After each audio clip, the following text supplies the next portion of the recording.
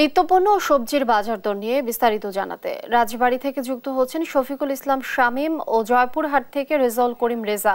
প্রথমেই যাচ্ছি শামীমের কাছে। শামীম, সবকিছুর দামই তো আসলে ঊর্ধ্বমুখী, সেক্ষেত্রে ক্রেতা বিক্রেতারা আসলে সব মিলে কি বলছেন? ধন্যবাদ। আপনি যেমনটি জানাচ্ছেন যে রাজবাড়ীতে যে সকল সবজি রয়েছে সে সকল সবজির দাম কিছুটা কমলেও আজকে থেকে কিন্তু পেঁয়াজের দাম অনেকটাই বৃদ্ধি পেয়েছে। পেঁয়াজের দাম কিন্তু 65 থেকে 70 থেকে 80 টাকা দরে বিক্রি হচ্ছে। পাশাপাশি যে কাঁচামরিচটি রয়েছে সে কাঁচামরিচটি 180 টাকা পর্যন্ত বিক্রি হচ্ছে। বিক্রেতারা বলছেন যে 20 টাকা কমে 200 টাকা কেজি থেকে এখন 180 টাকা কেজি দরে বিক্রি হচ্ছে। পাশাপাশি যে অন্য যে সবজিগুলো রয়েছে সে সবজিগুলো কিন্তু তুলনামূলক অনেকটাই কম। সেখানে কিন্তু যে সকল সবজি রয়েছে পেঁয়াজ বাদে যে সকল উস্তা, পটল, করলা, যে ভেন্ডি, শাকসবজি সব প্রত্যেকটার দামই কিন্তু 30 থেকে বা 60 টাকা কেজি দরে বিক্রি হচ্ছে। যা অন্য যে ফসল পণ্যগুলি রয়েছে সেগুলি কিন্তু তুলনামূলক কম বলে ক্রেতা এবং বিক্রেতারা জানাচ্ছেন। যে আর পেঁয়াজের দামটি কিন্তু হঠাৎ করে কিন্তু বেড়ে গেছে। তো ক্রেতারা বলছেন যে হঠাৎ পেঁয়াজের দাম বৃদ্ধি পাওয়ায় তারা কিন্তু হতাশ হয়েছেন। তো আবার বিক্রেতারা কিন্তু বলছেন যে পেঁয়াজের দাম আরো বৃদ্ধি পেতে পারে বলে তারা ধারণা করছেন। সব মিলে বলা যায় রাজবাড়ী জেলার যে সবজিগুলি রয়েছে সবজিগুলির দাম তুলনামূলক কম, কিন্তু দুই একটি পণ্যের দাম কিন্তু তুলনামূলক বেশি।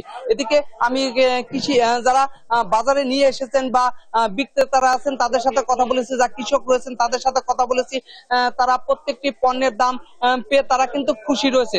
আর পাশাপাশি যে যারা ক্রেতা রয়েছেন তাদের সাথে কথা বলেছি, তারা কিন্তু প্রত্যেকটি পণ্যের দাম অতিরিক্ত হওয়ার কারণে তারা কিন্তু হতাশ। তারা জানিয়েছেন যে 500 টাকা নিয়ে আসলেও কিন্তু তাদের 2 দিনকার বাজার কিন্তু তারা বাজার থেকে নিয়ে যেতে পারে না। তো সব মিলে বলা যায় রাজবাড়ী জেলার যে বাজারগুলি রয়েছে, কাঁচা বাজারগুলি রয়েছে, সেই বাজারগুলি আমি ঘুরেছি। সেই কাঁচা বাজারে কিন্তু দেখা যাচ্ছে যে মরিচ এবং পেঁয়াজের দাম এখনো কিন্তু আকাশ ছোঁয়া।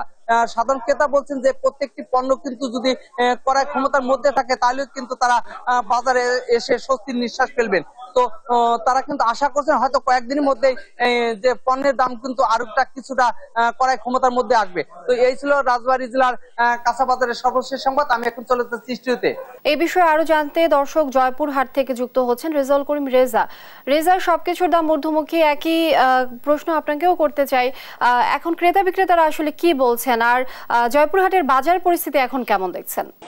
ধন্যবাদ লিনিয়া। আমি এখন দাঁড়িয়ে আছি জয়পুরহাটের সাহেব বাজার। এটা জয়পুরহাট শহরের কিন্তু একটা বড় বাজার। এই বাজারে শহরের সব ধরনের ক্রেতারা কিন্তু এখানে বাজার করে থাকে। আমি একটু জানিয়ে রাখি যে এক সপ্তাহের ব্যবধানে এখানে কিন্তু আপনি জানেন যে জয়পুরহাট কিন্তু আলু উৎপাদনের দ্বিতীয় বৃহত্তম জেলা বাংলাদেশের।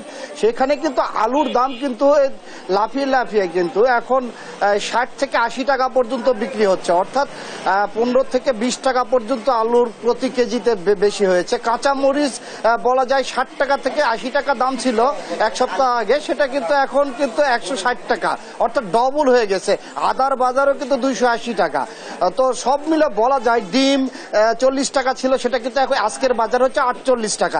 এভাবেই কিন্তু লাফিয়ে কিন্তু বাজারের দাম কিন্তু বাড়ছে। আরেকটা বিষয় যে অন্য যে কাঁচা সবজি আছে সেগুলো কিন্তু কিছুটা সহনীয়, আবার কিছুটা আবার ঊর্ধ্বগতি হচ্ছে, উঠানামা করছে। আমি একজন ক্রেতার সঙ্গে কথা বলে জানতে চাই, আপনি তো বাজার করতে এসেছেন, তো কি অবস্থা দেখছেন আপনি? বাজারে কাঁচা বাজারে সকল পণ্যের দামই একটু বেশি, একটু না বেশ বেশি। বিশেষ করে আলুর দাম, তারপর হচ্ছে কাঁচামরিচ, পেঁয়াজ, এগুলোর দাম অনেক বেশি। ভোক্তা অধিদপ্তরের মনিটরিং এর অভাব, এই কারণে বাজারের পরিস্থিতি এমন ভয়াবহ। যদি ভোক্তা অধিদপ্তরের মনিটরিং থাকে তাহলে একটু সহনীয় পর্যায়ে আসতে পারে। সব যেমন আম্মু আজকে বাজার করতে পাঠাইছে, যে বাজার করতে যায় আম্মুকে বলি, আম্মু বলে এত দাম কেন বেশি। সকল পণ্যের দামই আসলে বেশি, মনিটরিং এর অভাব আছে। ধন্যবাদ আপনাকে। তো আমি আরেকটা বিষয় জানিয়ে রাখি যে জয়পুরহাটে কিন্তু পেঁয়াজ কিন্তু বিক্রি হচ্ছে 75 টাকা এবং পাশাপাশি যে মুরগির বাজার কিন্তু 190 টাকা হচ্ছে, ব্রয়লার মুরগি 320 টাকা হচ্ছে, এখানে সোনালী মুরগি এবং দেশি মুরগি 550 থেকে 600 টাকা পর্যন্ত বিক্রি হচ্ছে। পাশাপাশি বলা যায় এখন কিন্তু মোটামুটি দুশ্চিন্তার মধ্যেই আছে সাধারণ ক্রেতারা, কারণ সামনে আবার ঈদ আসছে, যে ঈদে কিন্তু যে মশলার বাজার পাশাপাশি আদা রসুন এগুলোর বাজার কিন্তু অনেকটাই ধীরে ধীরে লাফে বাড়ছে। এই ছিল আমার জয়পুরহাট থেকে এই বাজার পরিস্থিতি নিয়ে সর্বশেষ। আমি লিনিয়ার কাছে চলে যাচ্ছি। লিনিয়া। রেজা, ধন্যবাদ আপনাকে। দর্শক, বাজার পরিস্থিতি জানাচ্ছিলেন সহকর্মী রেজা।